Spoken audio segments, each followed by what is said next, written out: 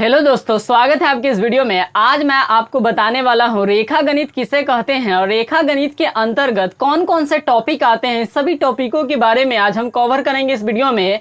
तो चैनल पे नए आए तो चैनल को सब्सक्राइब करिए और बेल आइकन बटन को प्रेस कीजिए ताकि इसी तरह का वीडियो आप तक जल्द से जल्द पहुँच सके।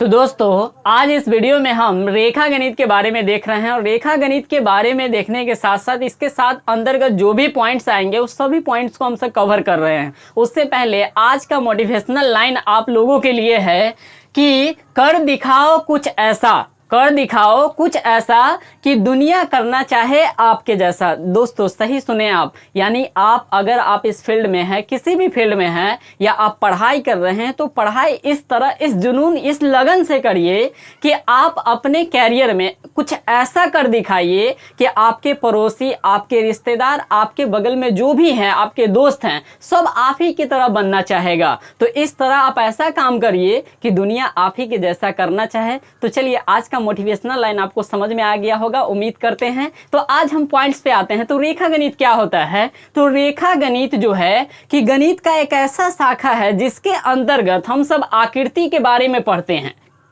कि आकृति, इसमें बहुत सारे आकृति बनता है, कौन आकृति कैसा होता है, इस सभी के बारे में हम सब पढ़ते हैं। उसी को रेखा गणित कहते हैं। रेखा गणित के अंतर्गत कुछ महत्वपूर्ण टॉपिक है जो हम इस वीडियो में कवर कर रहे हैं। तो आइए हम देखते हैं कि पहला पॉइंट क्या है कि बिंदु क्या होता है। तो बिंदु के पहले बारे में हम जानेंगे। तो बिंदु एक ऐसा आकृति होता है जिसमें ना तो लंबाई होती है, न ही उसमें मोटाई होती है और ना ही उसमें चौड़ाई होती है। इस प्रकार के जो आकृति बनता है उसे हम बिंदु कहते हैं। दोस्तों आप देखे होइएगा, पेन का जो पॉइंट्स होता है या ये मार्कर का जो पॉइंट्स है, इस पॉइंट को कहीं पर हम इस तरह से जब हम टिक करते हैं तो यहाँ पे एक आकृति टाइप का बन गया। और ये आकृति में देखिए, ना लंबाई है, ना इसमें चौड़ाई है, ना ही इसका कोई मोटाई होता है। तो इस प्रकार के जो भी आकृति बनता है, इसी आकृति को हम सब बिंदु कहते हैं। तो अब उम्मीद करते हैं कि आप बिंदु के बारे में जान गए होंगे। तो बिंदु क्या होता है ये देख लिए। अब हम नेक्स्ट टॉपिक देखते हैं, किरण।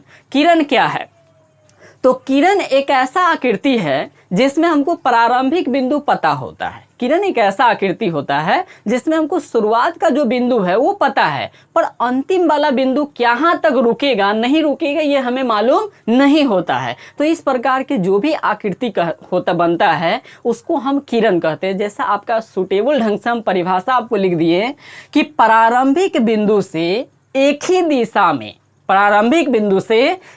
दिशा में बढ़ाए गए आकृति को किरण कहते हैं। जैसे यहाँ पर देख लिए कि ये प्रारंभिक बिंदु है और इस बिंदु से हम यहाँ आगे की तरफ बढ़ रहे हैं और ये जो आकृति बना है, इसी आकृति को क्या कहेंगे? किरण कहेंगे। तो आप किरण के भी बारे में जान गए। अब आपको पता चले ये कि प्रारंभिक बिंदु क्या होता है। तो प्रारंभिक बिंदु का मतलब होता है स्टार्टिंग पॉइंट, जहां से शुरुआत किया गया हो। जैसे मान लीजिए कि ये वाला जो रेखा बना है, किरण बना है, ये बिंदु यहां से शुरू करके आगे जाए। अब ये इसका तीर का निशान देने का मतलब ये हो गया कि ये वाला रेखा आप कहीं भी जा सकते हैं, मुंबई, लंदन, आप अमेरिका तक भी बढ़ा सकते हैं, इसका कोई अंतिम छोर नहीं रहेगा। तो इस प्रकार की जो आकृति बनता है उसको क्या कहते हैं? किरण कहते हैं। तो अब आप किरण के बारे में भी जान गए।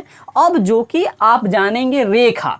तो अगला हमारा टॉपिक है रेखा किसे कहते हैं और रेखा के प्रकार के बारे में भी हम बताएंगे। तो सबसे पहले रेखा जान लीजिए कि रेखा क्या है। तो रेखा एक ऐसा आकृति होता है जो कि किसी भी समतल पृष्ठ पर लिखा गया हो। तो अब इसका हम परिभाषा यदि देखेंगे तो रेखा का परिभाषा होता है कि समतल पृष्ठ पर दो बिंदुओं के बीच, यानी समतल पृष्ठ पर दो बिंदुओं के बीच बने आकृति को रेखा कहते हैं। और रेखा जो होते हैं वो मुख्य रूप से 6 प्रकार के होते हैं, जिसमें सबसे पहला आता है सरल रेखा, जिसको इंग्लिश में हम सब स्ट्रेट लाइन कहते हैं। दूसरा आता है हमारा समानांतर रेखा, जिसे हम पैरेलल लाइन कहते हैं। और तीसरा जो होता है वो तिर्यक रेखा होता है, जिसे हम ट्रांसवर्सल लाइन कहते हैं। अगला नंबर वाला जो रेखा का प्रकार होता है उस रेखा का नाम होता है वक्र रेखा, जिसको इंग्लिश में हम सब कर्व्ड लाइन कहते हैं। और 5वां नंबर में आता है प्रतिच्छेदी रेखा, जिसे हम इंटरसेक्टिंग लाइन कहते हैं।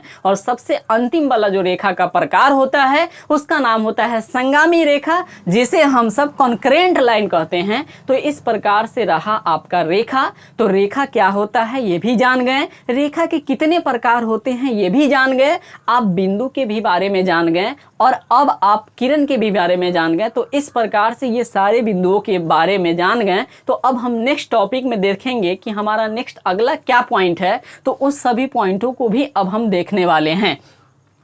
अब इसका अगला टॉपिक देखते हैं। इसका अगला टॉपिक है रेखाखंड। रेखाखंड मतलब लाइन सेगमेंट। क्या होता है, तो कोई भी निश्चित लंबाई वाला जो भी रेखा होता है उसे हम रेखाखंड कहते हैं। जैसे मान लीजिए कि आपका कोई एक रेखा दे दिया और उस रेखा का निश्चित एक लंबाई का मतलब हो गया कि 5 सेंटीमीटर है, 2 सेंटीमीटर है, 3 सेंटीमीटर है, कुछ उसका एक निश्चित लंबाई कुछ दिया रहेगा। तो वो रेखा जो होगा वो अब क्या बन जाएगा, रेखाखंड बन जाएगा। तो अब आप समझ गए कि रेखाखंड क्या होता है। तो निश्चित लंबाई वाले रेखाखंड को, निश्चित लंबाई वाले रेखा को रेखाखंड कहते हैं। यानी कि जैसे यहाँ से देख लीजिए, एक पॉइंट ए है और एक पॉइंट बी है, इसके बीच के दूरी जो है कितना सेंटीमीटर, 5 सेंटीमीटर। यानी कि अब इसका नाम हो गया कि ए बी जो रेखा है उसका नाम हो गया कि ए बी बराबर कितना सेंटीमीटर, 5 सेंटीमीटर। तो इस प्रकार के कोई भी रेखा दिया हो जिसका लंबाई कुछ दे दिया हो तो वो रेखा क्या हो जाता है, रेखाखंड हो जाता है।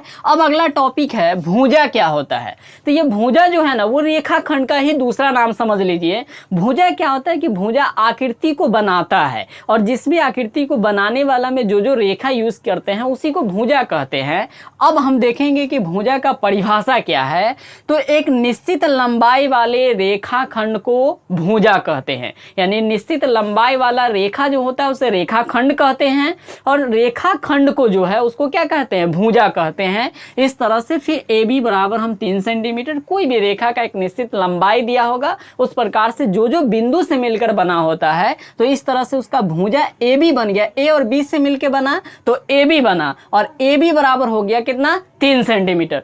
तो इस तरह से भुजा भी जान गए। अब सबसे महत्वपूर्ण टॉपिक है कि कोण क्या होता है।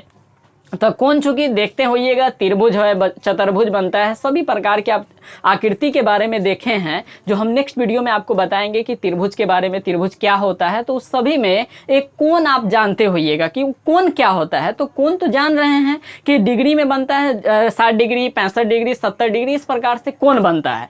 अब कोण होता क्या है, उसका परिभाषा क्या है, कोण किसे कहते हैं, इस बात को अगर हम जानेंगे तो बता दें कि कोण क्या होता है कि जब भी दो भुजा किसी बिंदु पर मिलती है, यानी जब दो भुजाएं किसी बिंदु पर मिलती है तो वहाँ एक झुकाव बनता है, और वही झुकाव को हम कोण कहते हैं। जैसे में यहाँ देख ले कि यहाँ मान लीजिए ये भुजा हो गया और ये भुजा इस बिंदु पे मिल गया, और यहाँ जब मिला तो यहाँ एक झुकाव बना, और इसी झुकाव को क्या कहेंगे, कोण कहेंगे। तो कोण भी आप जान गए कि दो भुजाएं किसी बिंदु पर मिलती है और मिलने के बाद वहाँ पे एक झुकाव बनता है, उसी झुकाव को क्या कहते हैं, कोण कहते हैं।